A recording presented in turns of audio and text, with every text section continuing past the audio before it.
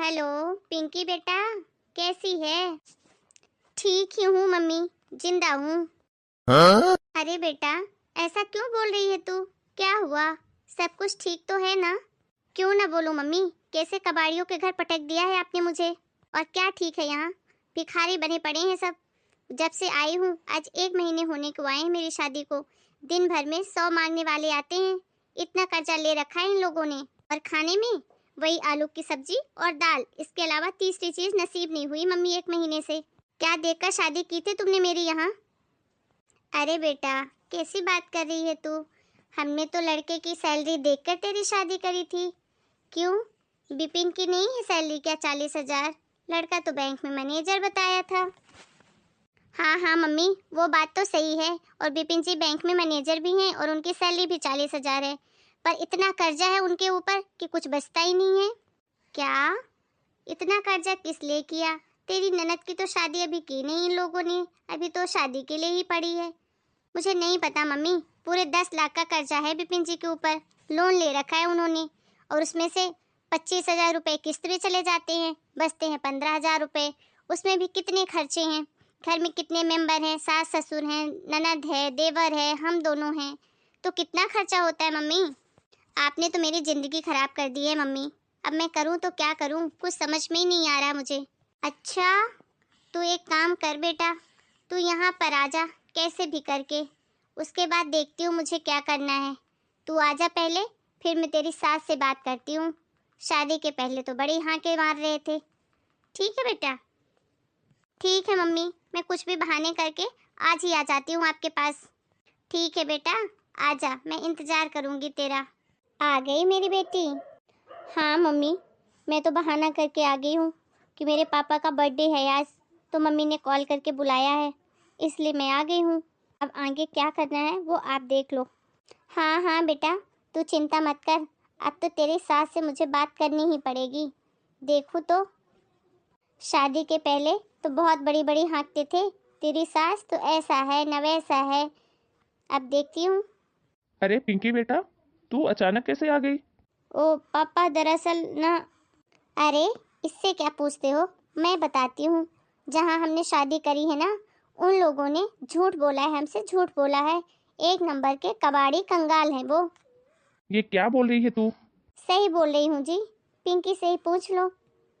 बता बेटा अपने पापा को। पापा, उस घर में ना 1 रुपए की भी सेविंग नहीं है किसी के पास। और खर्चे इतने हैं कि 1-1 रुपए के लिए भी सोचते हैं वो लोग खर्च करने के लिए। खर्चे करने वाले कितने सारे लोग हैं और कमाने वाले सिर्फ बिपिन जी। उसमें भी उन्होंने 10 लाख का कर्जा ले रखा है। और किस्त जाने के बाद ले दे के 10-15 हज़ार रुपए बचते हैं पापा। अब आप ही बताओ, आज के ज़माने में इतने लोगों का खर्च कैसे चलेगा इतने से पैसों में। अच्छा, ये बता बेटा, और ससुराल में सब तेरे साथ कैसा व्यवहार करते हैं? तेरे साथ कुछ गलत तो नहीं करते कोई? नहीं नहीं पापा, ऐसी कोई बात नहीं है, वहाँ पर तो सब लोग बहुत अच्छे हैं। नहीं बेटा, तू अभी भी अच्छे से याद कर ले, कहीं कुछ भूल तो नहीं रही है? तेरी सास, ननद, ससुर, पति, देवर, कोई भी तेरे साथ मिसव्यवहार तो नहीं करता है? तुझे कुछ भला बुरा तो नहीं बोलते? नहीं पापा, सब लोग मेरी वहाँ बहुत केयर करते हैं। और मेरी सास तो मेरे लिए नई नई चीज़ें बनाती रहती है। कभी रायता बना देती है, तो कभी चटनी बना देती है, तो कभी दही दे देती है खाने के लिए। अच्छा, तो प्रॉब्लम सिर्फ पैसे की है? कर्ज ज्यादा हो रखा है उनके पास, ऐसा? हाँ पापा, कुछ भी नहीं है उन लोगों के पास। देख बेटा, अभी अभी तेरी शादी हुई है और उस घर में बिपिन जी अकेले कमाने वाले हैं। तो हो सकता है शादी में उन्होंने ज्यादा खर्चा तो किया ही है, अपनी हैसियत से ज्यादा तो कर्जा हो गया है। और बिपिन जी की पक्की नौकरी है बैंक में, तो धीरे धीरे करके कर्जा भी खत्म हो जाएगा। इसमें कौन सी बड़ी बात हो गई? आप ये क्या बोल रहे हो जी? हम अपनी बेटी को ऐसे कंगाल के घर भेज दें? अरे तू तो चुप ही रह। अच्छा तू ही बता, तेरी बेटी की शादी में जितना कर्जा तूने किया था सब चुका दिया क्या? नहीं चुकाया ना? अभी भी बचा है ना कर्जा? तो उसी तरह उनका भी बचा हुआ है। इसमें तू इतना आग बबूला क्यों हो रही है कि जो बेटी को ससुराल से यहाँ बुला लिया? देखो जी, हम लड़की वाले हैं, और लड़की वालों के हजार खर्चे होते हैं शादी में। कितना कुछ बेटी को देना पड़ता है। लेकिन लड़के वालों के क्या खर्चे होते हैं बताओ जरा, जिसमें उन्होंने इतने कर्जे ले लिए। अच्छा, अगर तुझे इतना ही पता है तो इतना भी पता होना चाहिए कि आज की महंगाई कितनी ज्यादा बढ़ गई है। एक बस में जो बाराती आते हैं उसका ही किराया कितना होता है पता है तुझे? और ये बैंड बाजा, डीजे, लाइट, पता नहीं क्या क्या आज के धकोसले हैं, उसमें कितना खर्चा होता है। देख, ये कोई बड़ी बात नहीं है। शादी ब्याह में थोड़ा ऊपर नीचे बजट हो ही जाता है। इसमें इतनी भी बड़ी बात नहीं है कि बेटी को ससुराल छोड़कर तू यहाँ बुला ले। पर पापा वहाँ तो। पिंकी, बिल्कुल चुप।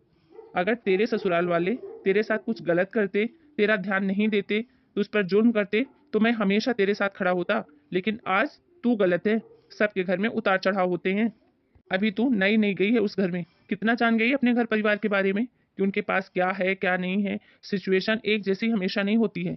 उस घर के लोग तुझे प्यार करते हैं, तुझे अच्छे से रखते हैं, तेरी केयर करते हैं। और क्या चाहिए तुझे ससुराल में? अरे जी, आपको क्या हो गया है? आप अपनी बच्ची के साथ ऐसा क्यों कर रहे हो? तुम तो चुप ही रहो। एक बेटी को समझाने के बजाय कि घर गृहस्थी कैसे बसानी चाहिए, उल्टा उसको घर छोड़कर बोलती है आने के लिए। और बेटा, मैं विपिन जी को फोन करता हूँ, वो तुझे यहाँ से लेकर जाएंगे। और आज तूने जो गलती करी है ना, दोबारा कभी मत करना। जब भी मायके आना, विपिन जी से पूछ कर या उनको साथ लेकर ही आना, समझी? अब ये तेरा मायका है, तेरा घर वही है और तुझे वहीं रहना है। हेलो। हाँ विपिन बेटा, मैं बोल रहा हूँ पिंकी का पापा। बेटा, बैंक से शाम को जब घर जाना तो पिंकी को इधर से लेते जाना साथ में। हाँ बेटा। हाँ, वो इधर आई हुई थी मिलने।